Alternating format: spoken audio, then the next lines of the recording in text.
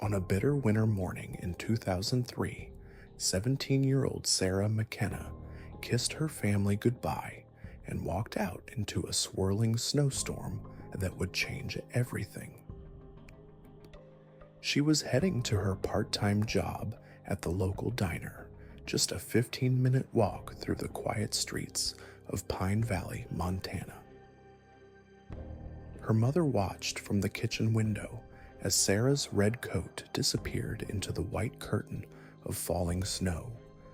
That was the last time anyone saw her alive. For 17 years, Pine Valley carried the weight of Sarah's disappearance like a stone in its collective heart. Her younger brother Michael was only 12 when she vanished, but the questions never stopped haunting him. Where had she gone? What happened that morning? The police had searched everywhere, following every lead until the trail went completely cold. Sarah McKenna had simply walked into a snowstorm and never walked out. Michael McKenna grew up in the shadow of his sister's ghost. Every winter brought back the same crushing uncertainty, the same desperate hope that maybe this year would bring answers. As he got older, he refused to let her memory fade. He kept her case alive when everyone else had moved on, posting on missing persons forums, sharing her photo on social media, and never giving up on finding the truth. Then came the winter of 2020, 17 years after Sarah disappeared. Pine Valley experienced one of the harshest cold snaps in decades, with temperatures plummeting so low that Mirror Lake, the town's beloved centerpiece, froze solid for the first time in over 30 years. Local authorities opened the lake for ice fishing and winter activities, something that hadn't happened since the old-timers were children. Michael, now 34 and working as a construction supervisor, decided to take his young son ice fishing on the frozen lake. It was supposed to be a peaceful father-son bonding experience, a chance to create new memories in a place that held so much pain for his family. But as they walked across the pricking white surface of Mirror Lake, Michael's metal detector, which he'd brought hoping to find lost fishing lures or coins, began beeping frantically near the center of the lake. At first, he thought it was just detecting something metallic that had sunk to the bottom over the years. But the signal was strong, too strong for something small. Michael borrowed an ice auger from another fisherman and began cutting through the thick ice, his hands trembling not from the cold, but from an inexplicable sense that something significant lay beneath his feet. 3 feet down through solid ice, Michael's auger struck something hard, something that definitely wasn't the lake bottom. As he cleared away the ice chips and peered into the hole, his blood turned to ice water. There, perfectly preserved in the frozen depths, was what looked like the edge of a wooden door. Michael's mind raced as he stared at the impossible sight. A door, frozen solid beneath Mirror Lake. It made no sense. The lake was a natural formation, fed by mountain springs. There had never been any structures here, no buildings that could have been submerged.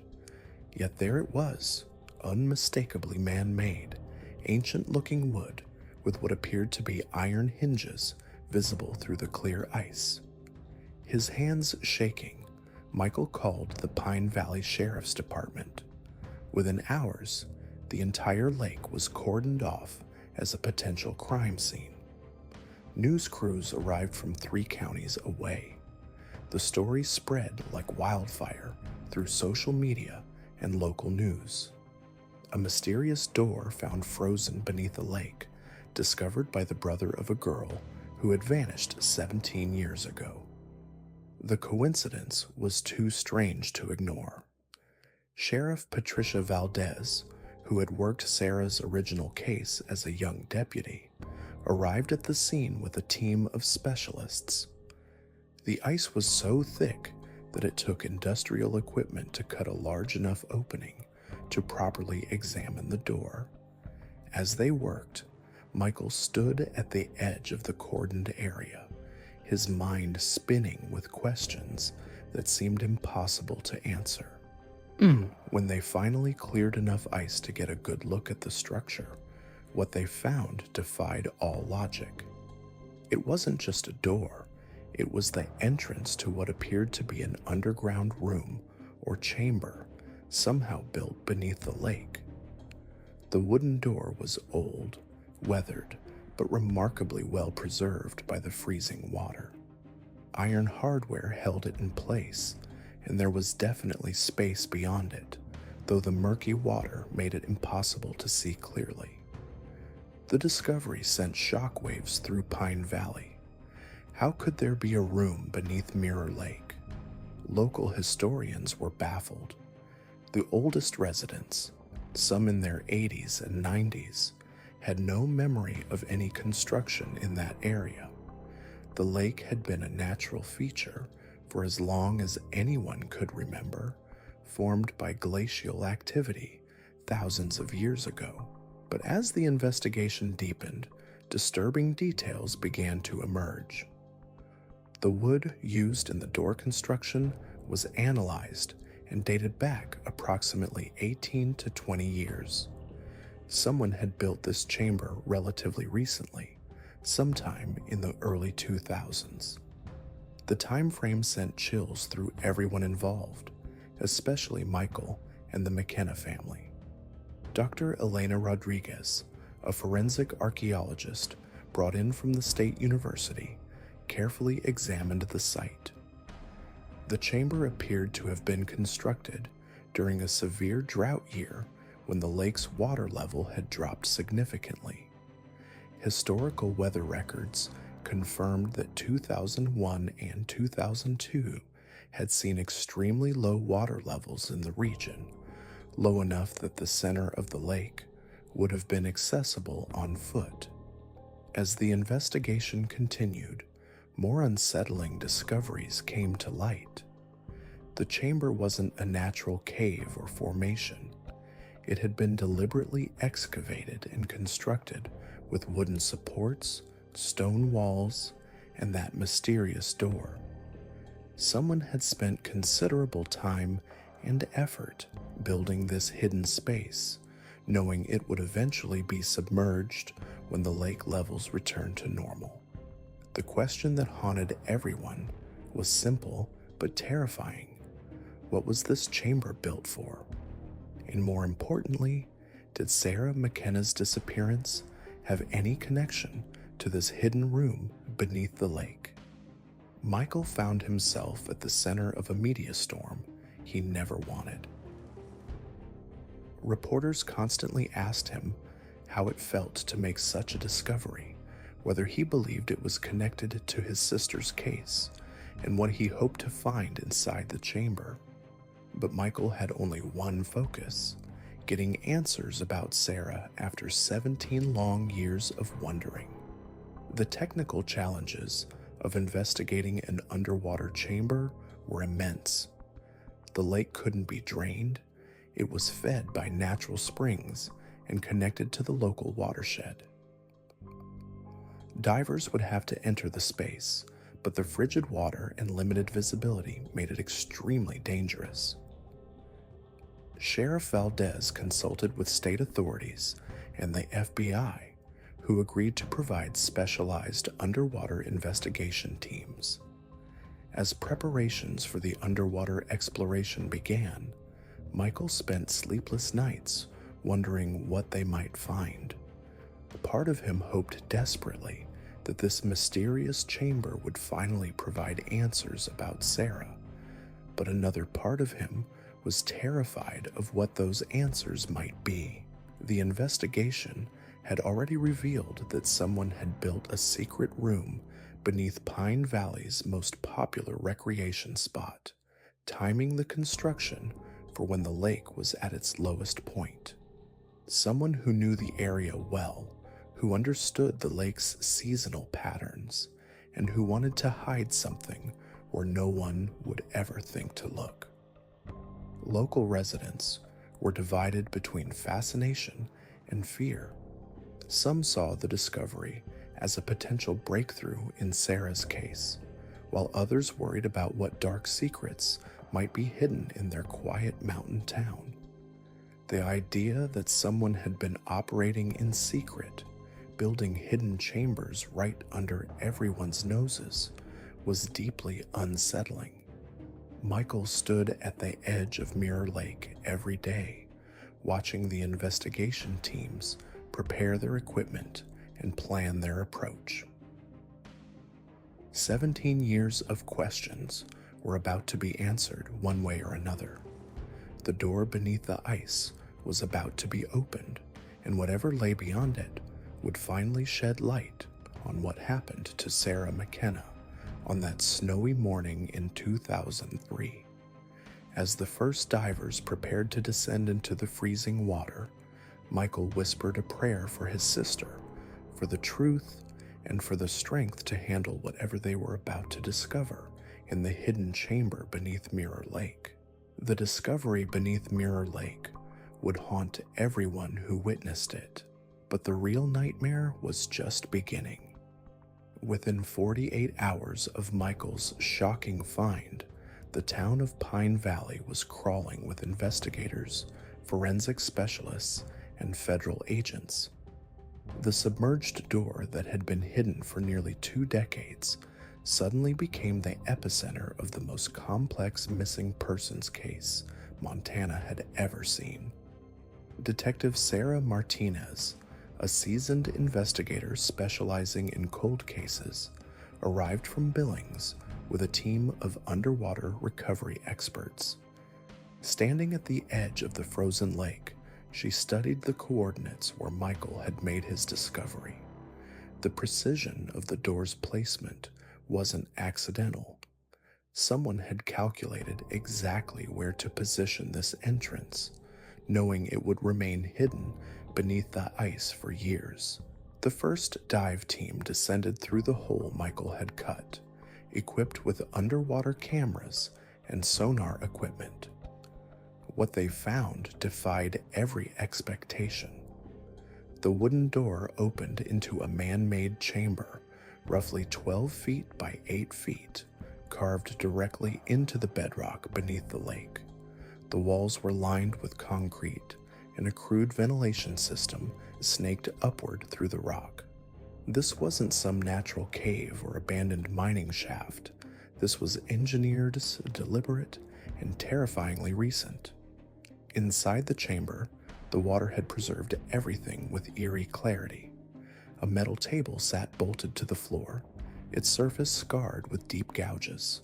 Chains hung from iron rings embedded in the concrete walls. In one corner, a waterlogged mattress had been weighted down with rocks.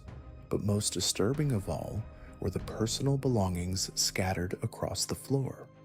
A pink hair ribbon, faded but unmistakably Sarah's. A torn piece of denim that matched the jacket she'd been wearing the night she vanished, and scratched into the concrete wall, barely visible in the murky water, were the desperate words, "Help me. Someone please help me." Detective Martinez emerged from the dive shaken. In 20 years of investigating violent crimes, she'd never encountered anything quite like this. The chamber had clearly been used as a prison, but the sophistication of its construction suggested someone with significant resources and planning. This wasn't a crime of opportunity. This was systematic, methodical, and absolutely chilling. The news spread through Pine Valley like wildfire. Sarah McKenna hadn't simply gotten lost in a snowstorm. She'd been taken, held captive in an underwater prison that no one could have imagined existed. The revelation shattered the community's understanding of what had happened that December night in 2003. Parents who had spent years telling their children that Sarah had probably found shelter somewhere and simply couldn't make it home now faced a much darker reality.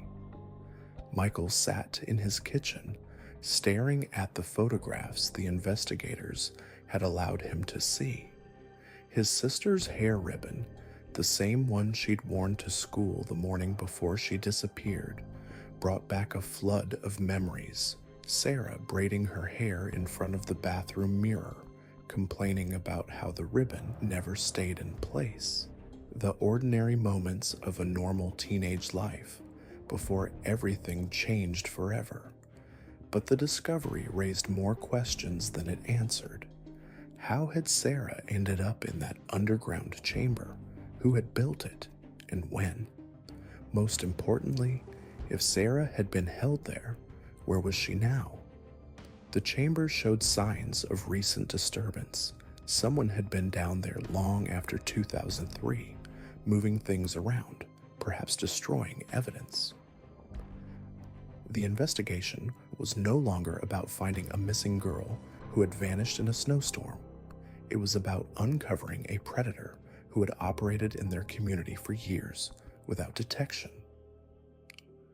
Dr. Elena Vasquez, a forensic anthropologist brought in from the state crime lab, spent hours examining the chamber's construction. The concrete work was professional grade, the kind of job that required specific tools and expertise. The ventilation system, though crude, was functional. Someone had invested significant time and money into creating this hidden prison.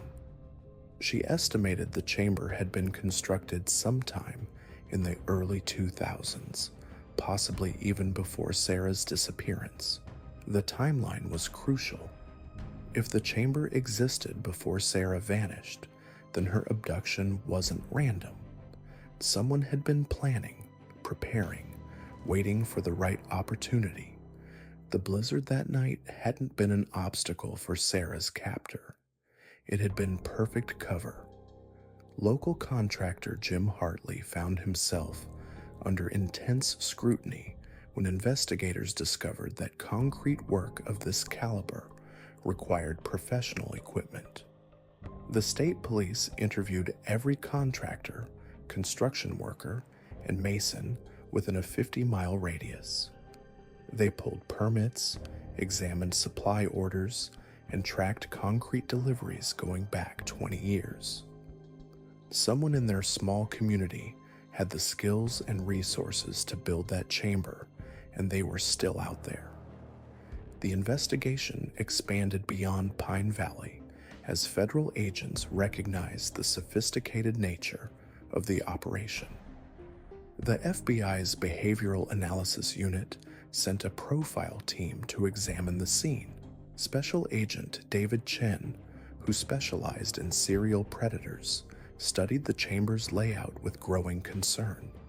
The restraint points, the calculated isolation, the soundproof construction, all pointed to someone with extensive experience in holding victims captive. This wasn't a first attempt somewhere else. Probably multiple locations, similar chambers existed. Agent Chen had seen this pattern before in cases involving serial kidnappers who operated across state lines.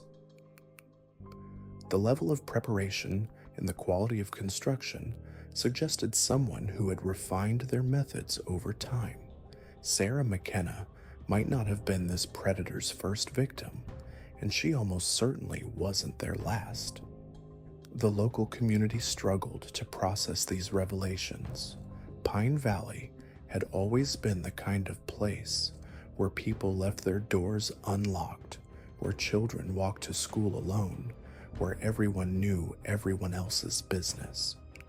The idea that someone among them was capable of such calculated evil shook the foundation of their trust. Neighbors looked at each other with new suspicion. Longtime friendships became strained as people wondered who might have the skills and opportunity to construct such a chamber. Mary Henderson, Sarah's former teacher, couldn't sleep after hearing about the discovery. She kept thinking about that last day, how Sarah had seemed distracted during English class, how she'd stayed after the bell to ask about extra credit. Had someone been watching Sarah even then? Had they known she would be walking home alone that night? The questions tormented everyone who had known the bright, ambitious girl. Michael threw himself into the investigation with desperate intensity. He spent hours at the sheriff's office, reviewing evidence, studying maps, questioning every detail. The guilt of not finding his sister sooner consumed him. If he had thought to check the lake years ago, if he had been more persistent in his searches, maybe Sarah could have been saved.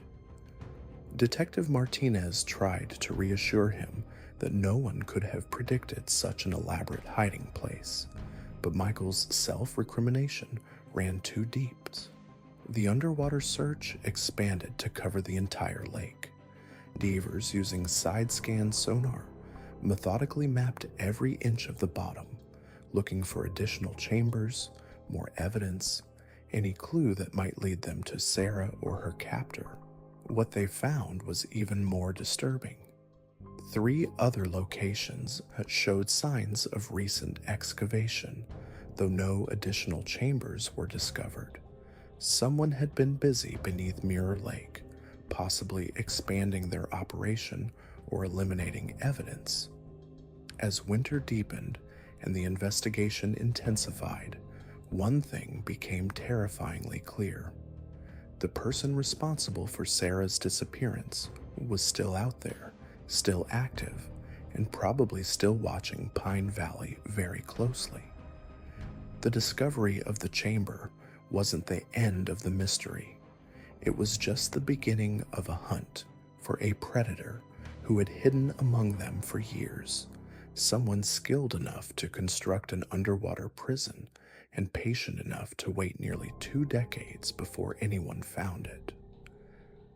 The town that had mourned a girl lost to a blizzard now faced the horrifying truth that evil had been living among them all along, carefully hidden beneath the frozen surface of their most peaceful place.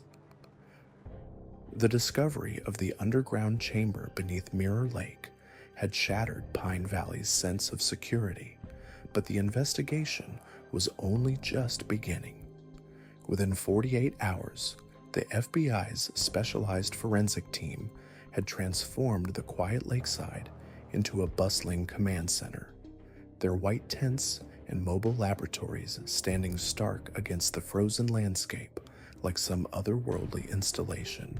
Agent Sarah Chen, the lead investigator flown in from Quantico, stood at the edge of the excavation site, her breath forming clouds in the bitter morning air. She'd seen her share of disturbing crime scenes, but something about this one felt different. The meticulous construction, the deliberate placement beneath the lake, the way every detail seemed calculated to remain hidden forever, it all pointed to a level of premeditation that made her stomach churn. The chamber was built during the 2001 drought, she explained to Sheriff Martinez, who looked like he'd aged a decade in the past week. When the lake level dropped to its lowest point in recorded history, someone saw an opportunity. They constructed this prison, knowing it would be completely submerged and invisible once the water returned. The forensics team had worked around the clock, pumping water from the chamber and carefully cataloging every piece of evidence. What they found painted a picture that was somehow both heartbreaking and terrifying. Personal belongings that clearly belonged to Sarah, items that her family confirmed she'd been carrying the night she disappeared. A diary with entries that started hopeful and gradually descended into despair. Scratch marks on the walls that told the story of someone fighting desperately to escape. But perhaps most chilling were the modifications to the chamber itself. The ventilation system was sophisticated, designed to keep someone alive for extended periods. The reinforced door had been installed with military precision. Most disturbing of all, investigators found evidence that this wasn't the first time the chamber had been used. Chemical analysis of stains on the floor revealed traces of blood from multiple sources, some dating back years before Sarah's disappearance. "We're not dealing with a crime of opportunity," Agent Chen told the assembled task force.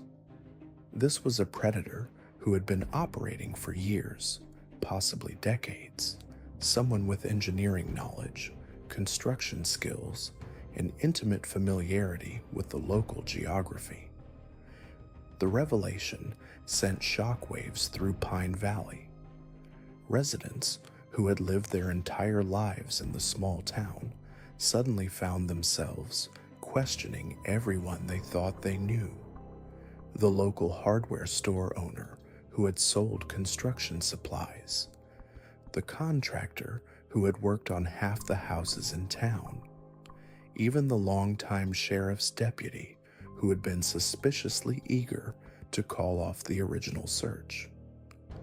Michael McKenna found himself at the center of the investigation, his discovery having opened a door that revealed horrors no one had imagined. He spent hours with the FBI, going over every detail of how he'd found the chamber, what he'd seen, what he'd touched.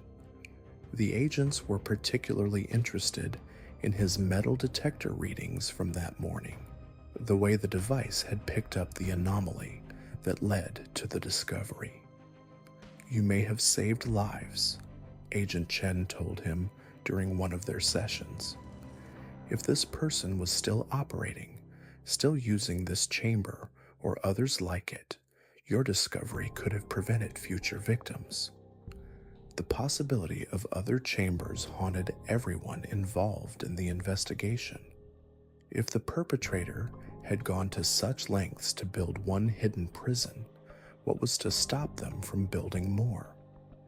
The FBI deployed ground-penetrating radar teams across the entire Pine Valley area, focusing on locations near other bodies of water, abandoned properties, and areas with easy access but natural concealment. Meanwhile, the psychological profile of the perpetrator was becoming clearer. Dr. Patricia Reeves, the FBI's behavioral analyst, had spent days studying the chamber and its contents. Her assessment was grim but illuminating. "This individual exhibits classic signs of an organized predator," she explained to the task force. "The level of planning, the attention to detail, the ability to maintain this secret for years, all point to someone who is methodical, patient, and extremely dangerous. They likely appear normal, even helpful, to their community. They may hold a position of trust or authority." The investigation had also revealed disturbing patterns in the town's history. Going back through decades of missing person reports, cold cases, and unexplained disappearances, investigators found a troubling trend. Every few years, someone would vanish without a trace. Usually young people, often during harsh weather conditions that would make search efforts difficult. The cases had been handled by different law enforcement agencies over the years, preventing anyone from noticing the pattern. Sarah's diary entries provided the most direct insight into her captor's methods. Her handwriting, initially steady and hopeful, gradually became more erratic as days turned to weeks. She wrote about hearing footsteps above, about someone bringing food and water at irregular intervals, about the growing realization that no one was coming to save her. "He told me no one would look for me in the storm," one entry read. "He said I was safe here, that the outside world was dangerous. He keeps saying he's protecting me, but I know that's not true. I can hear other voices sometimes crying. I think there are others here, or there have been others. The reference to other voices had investigators searching frantically for additional chambers in the area. The possibility that Sarah hadn't been alone, that there might have been other victims held simultaneously, added urgency to an already intense investigation. As the forensic examination continued, more disturbing details emerged. The chamber contained a sophisticated monitoring system with cameras that had recorded everything that happened inside. The FBI's technical team was working to recover data from damaged hard drives, hoping to identify the perpetrator and potentially other victims. The community's response was a mixture of grief, anger, and paranoia. Vigils were held for Sarah and other potential victims. Residents installed new locks, security systems, and motion-activated lights. Parents kept their children closer, and neighbors viewed each other with new suspicion. The McKenna family found themselves dealing with a complex mix of emotions. The discovery had finally provided answers about Sarah's fate, but those answers were more horrific than anything they had imagined. Michael struggled with guilt, wondering if he could have found the chamber sooner, if his sister could have been saved. "We always hoped she was out there somewhere," his mother said during a tearful interview. "We imagined maybe she had amnesia or was living a new life somewhere else. We never imagined something like this." The investigation had also revealed the killer's sophisticated understanding of local law enforcement procedures. The timing of Sarah's disappearance during a massive snowstorm that would overwhelm search resources suggested someone with insider knowledge. The location of the chamber in an area that had been searched but not thoroughly examined indicated familiarity with search patterns and methodologies. Agent Chen's team began focusing on individuals with connections to both construction and law enforcement. They examined records of everyone who had worked on projects near the lake, anyone with access to the type of equipment needed to build the chamber, and anyone who might have had advanced knowledge of search procedures. The breakthrough came from an unexpected source. While examining Sarah's diary under specialized lighting, forensic experts discovered faint impressions on pages that had initially appeared blank. These impressions, made when Sarah had pressed too hard while writing on previous pages, revealed additional text that hadn't been visible to the naked eye. "He has a key ring with a distinctive sound," one recovered passage read. "3 keys that jingle in a specific pattern. He wears boots with a squeaky left sole. His voice is familiar, but I can't place it. Sometimes he hums while he works above ground. It's a song I know, but I can't remember from where." These details, seemingly minor, provided investigators with concrete clues about the perpetrator's identity. The distinctive key ring, the squeaky boot, the familiar voice, all pointed to someone Sarah had encountered before her disappearance, someone who was part of the community's daily fabric. The investigation had also uncovered evidence of the perpetrator's escalating behavior. Analysis of the chamber's construction showed it had been modified and improved over time. What had started as a crude underground room had been systematically upgraded with better ventilation, reinforced walls, and more sophisticated security measures. This suggested a perpetrator who was not only active over many years, but was also refining their methods with each victim. As winter deepened and the investigation continued, Pine Valley remained a town under siege. The knowledge that a predator had operated among them for years, that someone they knew and trusted had been responsible for Sarah's disappearance, and likely many others, had fundamentally changed the community's character. The FBI's victim specialists worked with the McKenna family and others in the community to process the trauma of these revelations. Support groups were established for families of other missing persons, as the investigation had reopened dozens of cold cases that might be connected to the same perpetrator. Dr. Reeves continued to refine her profile of the killer. This person has likely been active for decades, she told the task force. They're patient, methodical, and have an almost pathological need for control. They may have started with less serious crimes, peeping, breaking, and entering, minor assaults, before escalating to kidnapping and murder. They're probably well regarded in the community, possibly married with children, someone who appears to live a normal life. The investigation had also revealed the sophisticated nature of the perpetrator's deception. The chamber had been designed not just to imprison victims, but to psychologically break them down. The isolation, the irregular feeding schedule, the constant surveillance, all were calculated to create learned helplessness and prevent escape attempts. As the forensic examination of the chamber neared completion, investigators prepared for the next phase of the investigation. Armed with physical evidence, psychological profiles, and witness statements, they were ready to begin the process of identifying and apprehending the perpetrator. The discovery beneath Mirror Lake had been just the beginning.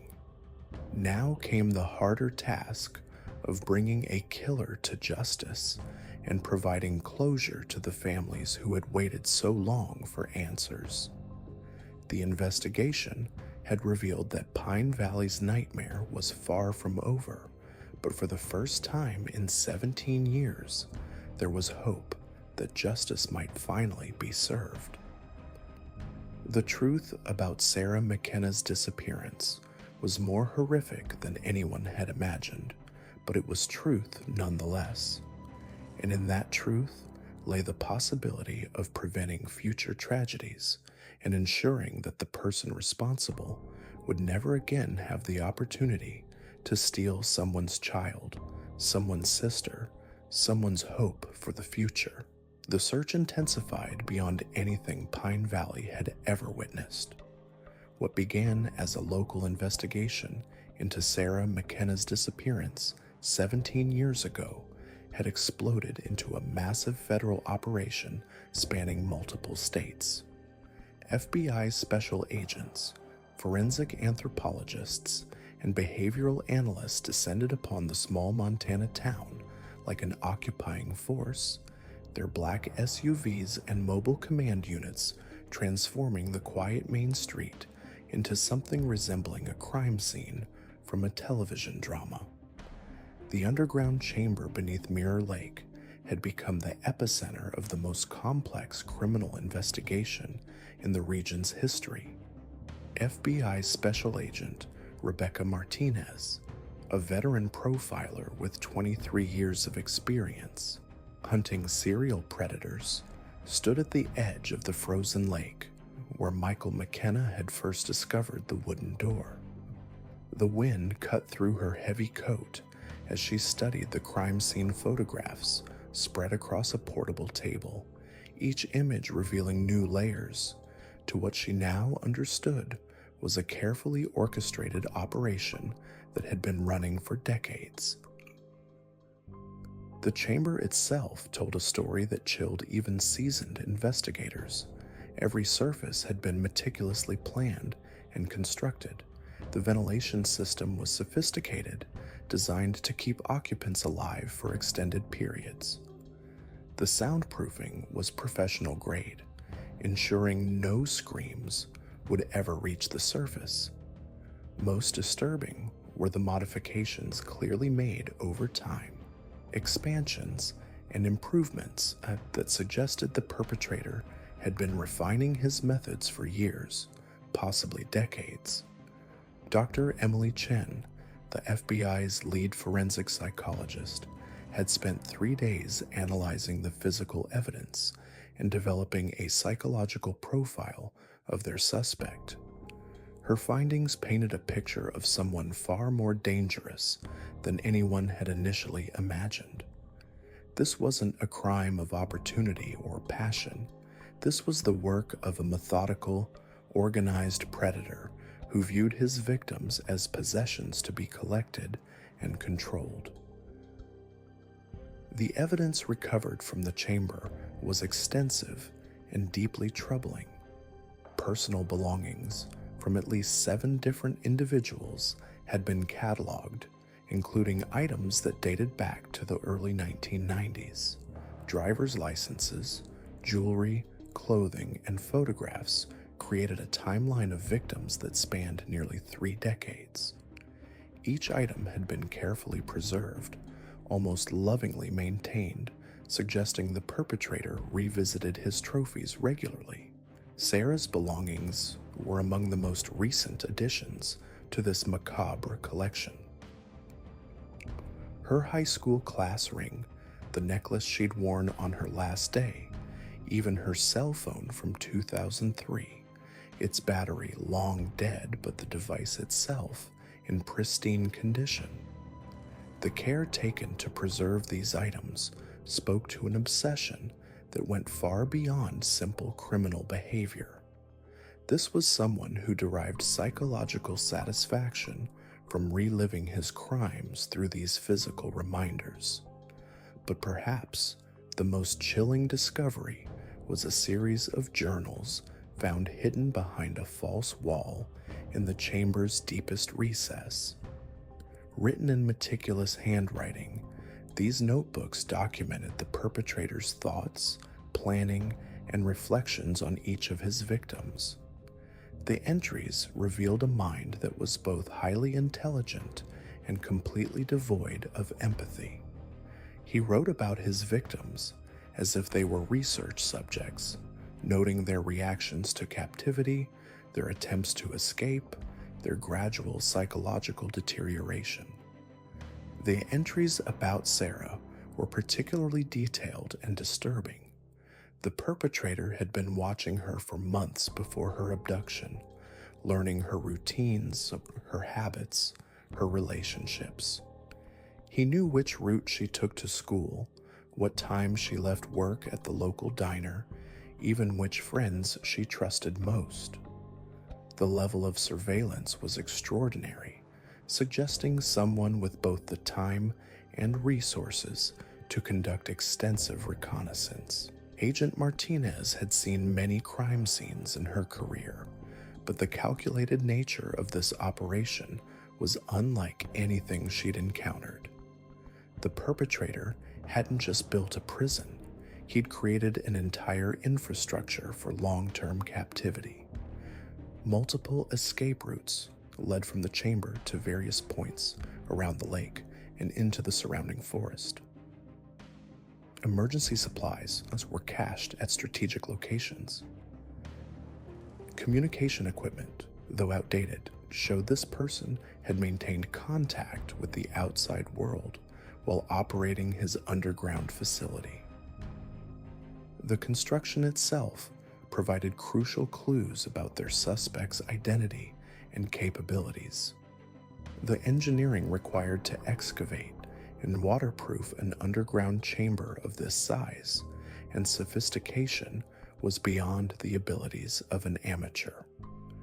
Whoever built this had extensive knowledge of construction techniques, access to specialized equipment, and the financial resources to acquire materials without arousing suspicion. The concrete work alone would have required several truckloads of materials, suggesting someone with legitimate construction connections. Local building supply companies were immediately contacted and asked to review their records going back 25 years. The FBI was particularly interested in large purchases of concrete, waterproofing materials, and ventilation equipment. While many records from the earlier years had been destroyed or lost, several interesting patterns began to emerge. Multiple cash purchases of construction materials had been made by individuals using different names, but always paying in cash and always refusing delivery services. The investigation expanded to include a detailed analysis of the property records around Mirror Lake. The land where the chamber was located had changed hands several times over the decades, often through shell companies and complex financial arrangements that made tracking the true ownership difficult. However, one name appeared repeatedly in connection with these transactions, either as a witness, contractor, or consultant: Robert Henley, a local man who had worked in construction for most of his adult life. Henley was 58 years old, divorced, and lived alone in a remote cabin about 15 miles from Mirror Lake. He had worked for various construction companies throughout the region, including several projects involving underground installations like septic systems, basements, and storm shelters. His skills and experience made him an ideal candidate for the type of construction found in the chamber. When investigators arrived at Henley's property, they found it abandoned but recently occupied. The cabin showed signs of a hasty departure: food left on the counter, clothes scattered around the bedroom, and a computer hard drive that had been removed and destroyed. In the garage, they discovered welding equipment, concrete mixing tools, and blueprints for various underground structures. Most significantly, they found a detailed map of Pine Valley with several locations marked in red ink, including the spot where Sarah's car had been found 17 years ago. The manhunt for Robert Henley became the FBI's top priority. His photograph was distributed to law enforcement agencies across the country, and his description was broadcast on national news programs. Tips began pouring in from across the United States, with reported sightings in truck stops, motels, and remote campgrounds from Montana to Florida. Each lead was thoroughly investigated, but Henley seemed to have vanished as completely as his victims once had. Meanwhile, the investigation into Henley's background revealed a pattern of behavior that should have raised red flags years earlier. He had been questioned in connection with several missing persons cases over the decades, but never charged due to lack of evidence. Witnesses described him as quiet, intelligent, and helpful, someone who would volunteer for community projects and assist neighbors with construction work. This public persona had provided perfect cover for his criminal activities. Former co-workers described Henley as someone who was knowledgeable about local geography and history. He knew every back road, every abandoned building, every piece of undeveloped land in the region. This intimate knowledge of the area had allowed him to operate undetected for years, moving victims and supplies through remote locations that only a local would know about. The psychological profile developed by Dr. Chen painted a picture of a highly organized offender who likely held a position of trust in the community. He would be someone people viewed as helpful and reliable, possibly even heroic in certain situations. This type of predator often inserts himself into search efforts for his own victims, offering assistance to families and law enforcement while secretly enjoying their suffering and confusion. The scope of Henley's crimes was becoming clearer as investigators connected him to unsolved cases across 3 states. The FBI established a task force specifically dedicated to reviewing every missing persons case in the region over the past 30 years, looking for connections to Henley's known locations and activities. The preliminary results were staggering. At least 15 cases showed potential links to his movements and employment history. Each new connection brought fresh anguish to families who had never received answers about their missing loved ones. Parents who had spent decades wondering about their children's fate were contacted by investigators and gently informed that their cases were being reviewed in connection with a major criminal investigation. The hope of finally learning the truth was tempered by the terrible reality of what that truth might reveal. The community of Pine Valley struggled to process the revelation that someone they had known and trusted for years was responsible for Sarah's disappearance and likely many other crimes. Henley had lived among them, worked alongside them, even participated in some of the search efforts for missing people he had abducted. The betrayal cut deep, forcing residents to question their judgment and wonder what other secrets might be hidden in their small town. Michael McKenna found himself at the center of a media storm he never could have anticipated. His discovery of the chamber had opened a door that revealed horrors beyond imagination, and while he was grateful that the truth about his sister was finally emerging, the weight of what they had uncovered was almost unbearable. The sister he remembered, the bright 17-year-old with dreams of college and adventure, had been the victim of a monster who had hidden in plain sight for decades. As winter deepened and the search for Robert Henley continued, the investigation faced new challenges. If he had indeed fled the region, he could be anywhere in the country by now. His knowledge of construction and ability to create hidden spaces meant he could establish new operations in any location. The FBI was forced to consider the terrifying possibility that Henley might already be selecting new victims, using the skills and methods he had perfected over decades of criminal activity.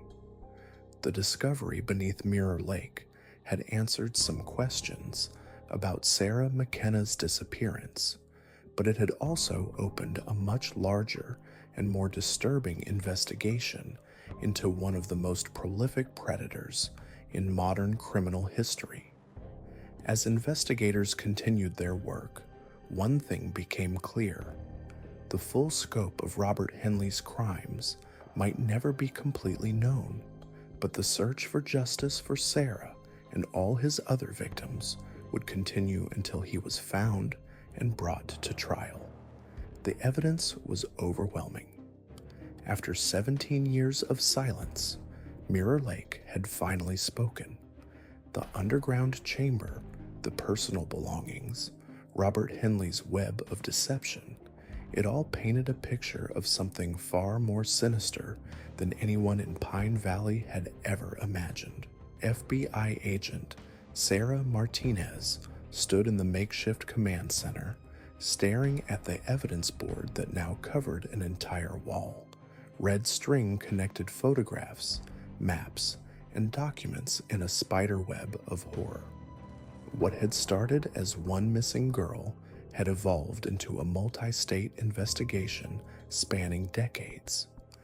The breakthrough came when forensic accountants traced Henley's financial records, shell companies, property purchases, equipment rentals, all carefully orchestrated over 20 years. But it was the discovery of his construction logs that sent chills through the investigation team. Detailed entries of concrete pours, electrical installations, and ventilation systems, all in remote locations across Montana, Wyoming, and Idaho. Each entry was coded, but the pattern became clear. Henley hadn't just built one chamber, he'd constructed an entire network. Search teams fanned out across the region, following the breadcrumbs left in Henley's meticulous records. In a wooded area outside Billings, ground-penetrating radar detected another concrete structure. In Wyoming's Wind River Range, searchers found the remnants of a camouflaged entrance, long since abandoned, but unmistakably part of the same system. The scope was staggering: 17 potential sites across 3 states, each one carefully chosen for its isolation and Henley's intimate knowledge of the terrain. The man had spent decades perfecting his methods, learning from each location, each victim. Michael McKenna had been right to trust his instincts about the lake, but even he couldn't have imagined the magnitude of what Sarah's disappearance had helped uncover. The chamber beneath Mirror Lake wasn't an endpoint. It was a window into something much larger and more terrifying. As winter approached Pine Valley once again, the investigation continued. Robert Henley remained at large, somewhere in the vast wilderness he knew better than anyone. But now law enforcement knew they weren't just hunting one man, they were dismantling an entire operation. The journals found in the various sites that told stories of meticulous planning, psychological manipulation, and a predator who had operated with impunity for far too long. References to other individuals, suppliers, even potential accomplices suggested Henley hadn't worked entirely alone. DNA evidence from the chambers linked to cold cases across the region. Missing persons reports that had gathered dust for years suddenly took on new urgency. Families who had long given up hope received phone calls that changed everything. The scope of Henley's crimes was still being calculated, but early estimates suggested dozens of victims over 2 decades. Pine Valley's community center became an impromptu headquarters for victim services. Counselors, federal agents, and volunteers worked around the clock to support families and coordinate the massive investigation. The small mountain town had become the epicenter of one of the largest serial crime investigations in regional history. Michael McKenna found himself thrust into a role he never wanted, a reluctant spokesman for the families affected by Henley's crimes. His determination to find Sarah had opened a door that couldn't be closed, revealing a darkness that stretched far beyond one missing girl. The media attention was relentless. News vans lined Main Street. Reporters sought interviews with anyone connected to the case. But Michael remained focused on one thing: finding his sister and bringing Robert Henley to justice. Late one evening, as snow began to fall on Mirror Lake, Michael stood at the shoreline where it all began. The lake was freezing over again, but this time its secrets had been exposed. Somewhere out there, Sarah was either waiting to be found or had already been found by those who loved her.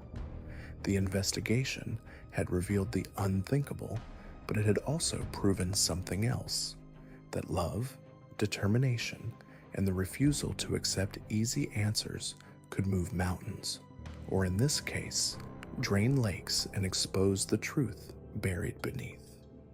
Robert Henley's carefully constructed world was collapsing. His network was being dismantled piece by piece, and somewhere in the wilderness he called home, he was running out of places to hide. The story that began with one girl's disappearance in a snowstorm had become something much larger. It was a testament to the power of never giving up, of following instincts even when others called them foolish, and of the unbreakable bonds between siblings that transcend time, distance, and even death. As the investigation entered its next phase, one thing was certain.